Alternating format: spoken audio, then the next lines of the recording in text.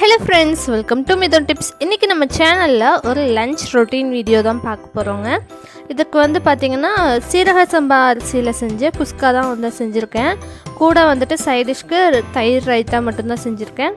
So இந்த வீடியோக்குள்ளே போகிறதுக்கு முன்னாடி நம்ம Mithuntips சேனலை இன்னும் நீங்கள் சப்ஸ்கிரைப் பண்ணலன்னா கீழே ரெட் கலர் சப்ஸ்கிரைப் பட்டன் இருக்குது, அதை ப்ரெஸ் பண்ணிக்கோங்க. அப்படியே பக்கத்தில் இருக்கிற பெல் ஐக்கானும் மறக்காமல் ப்ரெஸ் பண்ணிக்கோங்க. அப்போ தான் நம்ம சேனலில் போடுற வீடியோஸ் எல்லாமே உங்களுக்கு நோட்டிஃபிகேஷன்ஸாக வரும். நீங்களும் வீடியோவை மிஸ் பண்ணாமல் பார்க்கலாம்.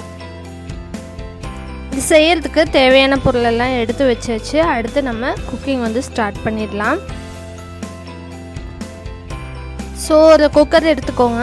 அதில் வந்துட்டு முதல்ல நான் நெய் போட்டிருக்கிறேன். ஒரு 2 டேபிள் ஸ்பூன் அளவுக்கு நெய் சேர்த்திக்கிட்டேன். கூடவே வந்துட்டு உங்களுக்கு தேவையான அளவு எண்ணெயும் சேர்த்திக்கலாம். அதுக்கப்புறமா ஒரு பிரியாணி இலை, பட்டை, கிராம்பு, சோம்பு, நட்சத்திரப்பூ, மராட்டி மொக்கு இதெல்லாமே வந்து சேர்த்திடலாம். இதெல்லாம் நல்லா பொரிஞ்சதுக்கப்புறமா நீட்ட வாக்கில் பெரிய வெங்காயம் 2 கட் பண்ணி வச்சுருக்கிறேன். அதையும் சேர்த்திட்டு கூடவே வந்து 2 பச்சை மிளகாய் சேர்த்திருக்கேன். அதோட வாசனையும் ரொம்ப நல்லாயிருக்கும். பிரியாணிக்கு அந்த பச்சை மிளகாய் ஃப்ளேவரும் நல்லாயிருக்கும். அதுக்கப்புறம் பெரிய வெங்காயம் வந்துட்டு நல்லா கோல்டன் கலர் மாறினதுக்கப்புறமா 2 டேபிள் ஸ்பூன் அளவுக்கு இஞ்சி பூண்டு பேஸ்ட் வந்து எடுத்திருக்கேன். அதையும் வந்துட்டு நல்லா அடிப்பிடிக்காமல் நல்லா கலந்து விட்டுக்கலாம்.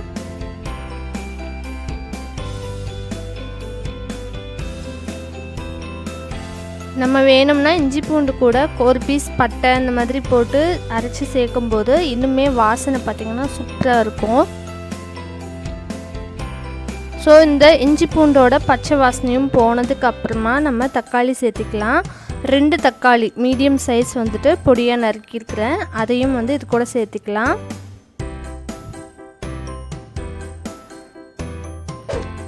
சேர்த்துட்டு நல்லா வந்துட்டு கொஞ்சம் தக்காளி வேகணும். அதுக்கு நம்ம கொஞ்சமாக உப்பு சேர்த்திடலாம்.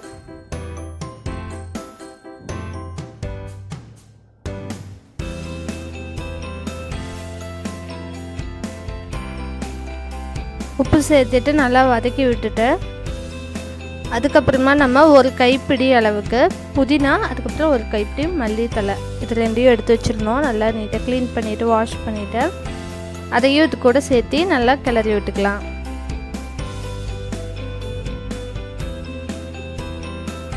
அதுக்கப்புறம் இந்த குஸ்காவுக்கு காரத்துக்கு ஏற்கனவே 2 பச்சை மிளகாய் சேர்த்திருக்கிறோம். அதுக்கப்புறம் கூட 1/4 டீஸ்பூன் மட்டும் மிளகாய் தூள் சேர்த்திருக்கேன். 1/2 டீஸ்பூன் பிரியாணி மசாலா, 1 டீஸ்பூன் கரம் மசாலா, அவ்வளோதான் எடுத்திருக்கேன். ஏன்னா அப்புறம் தயிர் வந்துட்டு 1/2 கப் வந்து சேர்த்திருக்கிறேன். மிதுன் சாப்பிட்றதுனால நான் காரம் வந்துட்டு கொஞ்சம் கம்மியாகவே தான் சேர்த்திக்குவேன். ஏற்கனவே நம்ம இஞ்சி பூண்டு அந்த பட்டை கிராம்பு இதிலெல்லாம் காரம் இருக்கும் இல்லையா. ஸோ வந்துட்டு சில்லி பவுடர் வந்து நான் கொஞ்சம் கம்மியாக தான் சேர்த்திருக்கேன். நீங்கள் காரத்துக்கு தகுந்த மாதிரி சேர்த்துக்கோங்க. இன்றைக்கி சீரகசம்பா அரிசி பார்த்திங்கன்னா 2 கப் எடுத்திருக்கேன். அதுக்கு நான் வந்துட்டு 3 கப் அளவுக்கு தண்ணி வச்சுருக்கேன். 1க்கு 1.5 ரேஷியோ அந்த அளவுக்கு வச்சுருக்கேன். ஸோ அரிசியும் சேர்த்துட்டு நல்லா கலந்து விட்டுக்கலாம். இந்த குஸ்காவுக்கு தேவையான அளவு உப்பு சேர்த்திக்கோங்க. அதுக்கப்புறம் டேஸ்ட் பண்ணி பார்த்துக்கோங்க சரியாக இருக்கா அப்படின்னு சொல்லிட்டு. அதுக்கப்புறமா ஃபைனலாக நீங்கள் விருப்பப்பட்டால் கொஞ்சமாக நெய் சேர்த்திக்கலாம். அதனுடைய வாசனையும் ரொம்பவே நல்லாயிருக்கும். ஒரே ஒரு விசில் மட்டும்தான் விட்டு எடுத்துருக்கிறேன். அதுக்கு மேலே விட்டோம்னா அடி பிடிச்சிடும். அதனால் ஒரு விசில் விட்டு எடுத்துட்டேன். ஸோ சூப்பரான குஸ்கா வந்துட்டு தயாராகிடுச்சு. முக்கியமாக எங்கள் மிதுனுக்கு வந்துட்டு பிரியாணினா ரொம்ப பிடிக்கும். அந்த ஸ்மெல்லுக்காகவே பார்த்திங்கன்னா நம்ம செஞ்சு முடிக்கிறதுக்குள்ளேயே ஒரு 10 தடவை வந்து கேட்டுருவோம், ரெடி ஆகிடுச்சா, சாப்பிட்லாமான்ட்டு. ஸோ அதுவும் நேற்று வந்துட்டு ரம்ஜான், அதனாலேயே வந்து எங்கேயும் பக்கத்துலலாம் வாசனை அடிச்சுன்னா கண்டிப்பாக கேட்பான், அம்மா வாசனை அடிக்குதுமா நம்ம வீட்லையா அப்படின்னு சொல்லிட்டு. அதனாலேயே நான் வந்து செஞ்சுட்டேன். ஸோ வெங்காயம், தயிர் அவ்வளோதான் வந்துட்டு. அது கூட கொஞ்சமாக சால்ட் ஆட் பண்ணிவிட்டு தயிர் ரைத்தா வந்து ரெடி ஆயிடுச்சு.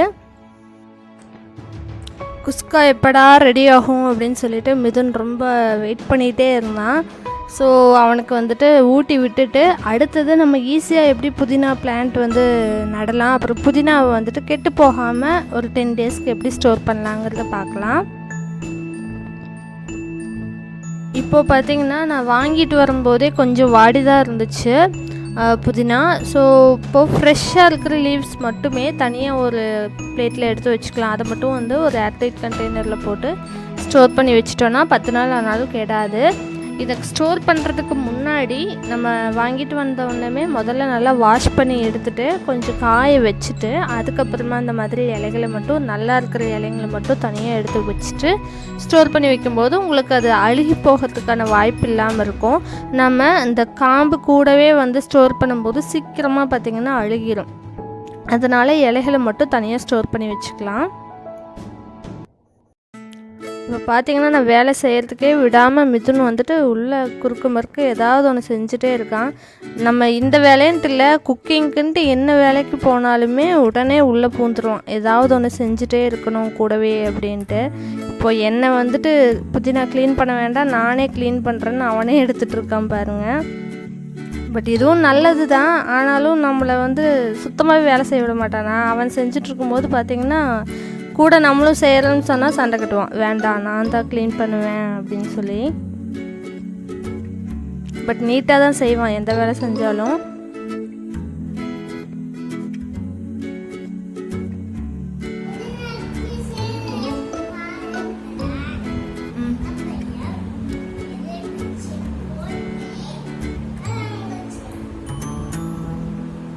காம்பு எங்கே வைப்ப?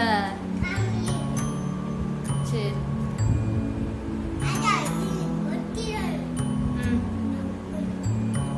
அம்மா கொஞ்சம் செய்யட்டுமா? ஏன் நீ மட்டுமே எப்ப சுத்தம் பண்றது?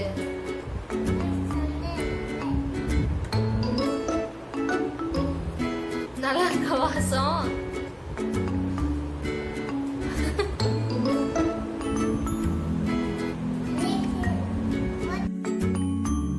ஒரு வழியாக புதினாவை க்ளீன் பண்ணி முடிச்சிட்டோம். இந்த மாதிரி ஒரு கண்டெய்னரில் எடுத்து ஸ்டோர் பண்ணி வச்சுக்கலாம். புதினாவில் நிறைய ஹெல்த் பெனிஃபிட்ஸ் இருக்குது.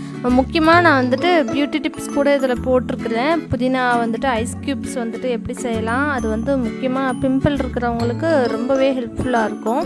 ஸோ அதோட லிங்க்கும் பார்த்திங்கன்னா ஐகார்ட்லேயும் கொடுக்குறேன், டிஸ்கிரிப்ஷன்லேயும் கொடுக்குறேன், பார்த்துக்கோங்க. ஸோ இதை வந்துட்டு ஃப்ரிட்ஜில் ஸ்டோர் பண்ணி வச்சுக்கலாம். அதுக்கப்புறம் அரிசி கழுவிற தண்ணி இருக்கு இல்லையா, அதை வந்துட்டு வேஸ்ட் பண்ணிடாதீங்க. அது வந்து நம்மளுக்கு நிறைய ஸ்கின் பெனிஃபிட்ஸ் கொடுக்குது. அது மட்டும் இல்லாமல் செடிகளுக்கு கூட ஈவினிங் டைம் ஊற்றி விட்டிங்கன்னா நல்ல தலை வளரும்.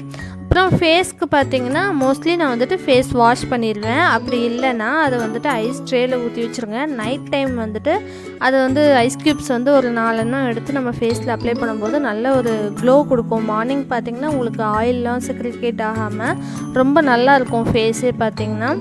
அதுக்கப்புறம் பார்த்திங்கன்னா நம்ம அந்த மின்ட் அந்த ஸ்டெம்மெல்லாம் எடுத்து வச்சுருந்தோம் இல்லையா, அதில் நல்ல ஒரு கெட்டியான ஸ்டெம்ஸ் மட்டுமே எடுத்துகிட்டு அதில் கீழ்ப்பகுதி வந்து நம்ம வாங்கியிருக்கும்போது கண்டிப்பாக வந்து வாடி இருக்கும். ஸோ அதோட கீழ்ப்பகுதியை மட்டும் கட் பண்ணி விட்டுட்டு தண்ணியில் போட்டு வச்சிடலாம். இதை நான் க்ளீன் பண்ணும்போது பார்த்திங்கன்னா மதியானம் ஆயிடுச்சு. ஸோ வந்துட்டு ஒரு கப்பில் போட்டு தண்ணியில் வச்சிட்டோம்னா ஈவினிங் பார்க்கும்போது உங்களுக்கு நல்லா ஃப்ரெஷ் ஆயிரும். அந்த தண்ணியில் இருக்கும்போது எக்ஸஸாக லீவ்ஸ் இருந்ததுன்னா அதெல்லாம் க்ளீன் பண்ணிவிட்டு அதுக்கப்புறமா அதை வந்து தண்ணியில் போட்டு வச்சுக்கோங்க. இது பார்த்திங்கன்னா நான் ஏற்கனவே மாடியில் ஒரு டப்பாவில் வந்து நட்டு வச்சது. இது வந்துட்டு ஒரு 2 நாள் கழித்து எடுத்த ஃபோட்டோ. அதுக்கப்புறம் ஒரு 5 நாள் கழித்து எடுத்த ஃபோட்டோ. இது அப்படியே கொஞ்சம் கொஞ்சமாக லீவ்ஸ் எல்லாமே வளர ஆரம்பிச்சிருச்சு. இது பார்த்திங்கன்னா ஒரு 10 டேஸ் இருக்கும்னு நினைக்கிறேன். 10 டேஸில் பார்த்திங்கன்னா இந்த அளவுக்கு வளர்ந்துருந்துச்சு. இது வந்துட்டு இன்றைக்கி க்ளீன் பண்ண அந்த ஸ்டெம்ஸ். இது வந்து நான் கீழேயே வந்துட்டு காம்பவுண்டுக்கு வெளியில் நட்டு வைக்கலாம் அப்படின்னு சொல்லி எடுத்துருக்கிறேன். இது வந்து மண்ணில் வைக்கும்போது இன்னுமே நல்ல ஒரு க்ரோத் கிடைக்கும் அப்படின்னு சொல்லி அம்மா சொன்னாங்க. ஸோ நான் கீழேயே கொஞ்சம் வைக்கலாம் அப்படின்ட்டு கீழே வச்சுருக்கிறேன். இன்னும் மேலே வச்சது பார்த்திங்கன்னா சின்ன சின்ன லீவ்ஸாக தான் இருக்குது. நம்ம சமையலுக்கு எடுத்துக்கிற அளவுக்கு கொஞ்சம் வளரல. அதனால் நான் சரி கீழே வைக்கும்போது இன்னுமே சீக்கிரமாக வந்து வளரும்னு சொல்லி சொன்னாங்க. அதனால் கீழேயும் இதை நட்டு வச்சு பார்க்கலாம். படர்றதுக்கு பார்த்திங்கன்னா ஈஸியாக இருக்கும். அதனால தான் மண்ணில் கீழே வைக்கும்போது உங்களுக்கு ஏகமாக அப்படியே படர்ந்து வரும். அவ்வளோதான், இன்றைக்கோட லன்ச் ரொட்டீன் வீடியோ வந்துட்டு முடிஞ்சிருச்சு. இன்றைக்கி நம்ம பார்த்த வீடியோவில் பார்த்த எல்லா விஷயமும் உங்களுக்கு யூஸ்ஃபுல்லாக இருக்கும்னு நினைக்கிறேன். இன்றைக்கி சீரக சம்பா அரிசியில் செஞ்ச குஸ்கா பார்த்திங்கன்னா ரொம்ப சிம்பிள் அண்ட் ரொம்ப டேஸ்டியாக இருக்கும். அதையும் மறக்காமல் ட்ரை பண்ணி பாருங்கள். அதுக்கப்புறமா மின்ட் எப்படி 10 days வரைக்கும் கெட்டு போகாமல் ஸ்டோர் பண்ணி வைக்கிறதுன்னு பார்த்தாச்சு. அதையும் ட்ரை பண்ணி பாருங்கள். அதுக்கப்புறமா பார்த்திங்கன்னா நான் மின்ட் ஐஸ் க்யூப்ஸ் வந்துட்டு செஞ்சுருக்கேன். மின்ட் கூட ஒரு சில இன்க்ரீடியன்ஸும் சேர்த்து தான் வந்துட்டு அந்த ஐஸ் க்யூப் செய்யணும். அதை எப்படி செய்யலாம், அது செய்யறதுனால என்னெல்லாம் பெனிஃபிட்ஸ் அப்படிங்கிற லிங்க்கும் வந்துட்டு நான் கீழேயும் கொடுக்குறேன், ஐகார்ட்லேயும் கொடுக்குறேன், செக் பண்ணிக்கோங்க. ஸோ தேங்க்ஸ் ஃபார் வாட்சிங்.